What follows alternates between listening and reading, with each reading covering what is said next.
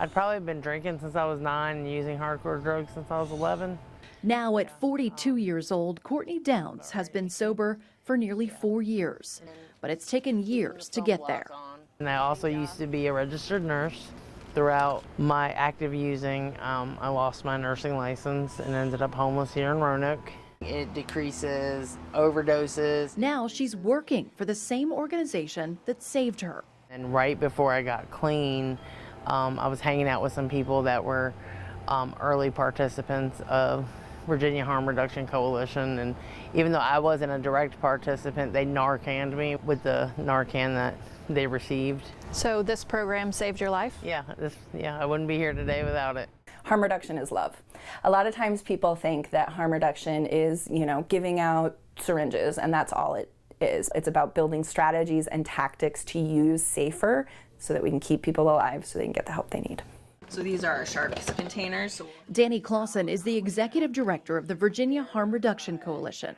4 times a week, anyone from anywhere can get free supplies that range from overdose reversal spray to safer smoking kits and a connection to education and treatment options. If you are a member of a harm reduction program and are accessing services through a harm reduction program, you're 5 times more likely to enter substance use treatment. We're trying to reduce the harms associated with drug use because for a long time the philosophy was you got to let them hit rock bottom. You got to let them lose everything before they crawl back up. Rock bottom these days is death. It's dead. With fentanyl on the street, people aren't surviving rock bottom, and you can't recover if you don't live.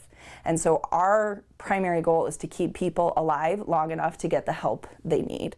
Virginia only has 12 comprehensive harm reduction sites where needle exchanges are legal. Our region only has 2, and both of those are in Roanoke. People drive here from 2 hours away to access the services, and they'll serve anyone who shows up. This is important because it keeps the spread of diseases like Hep C and HIV down.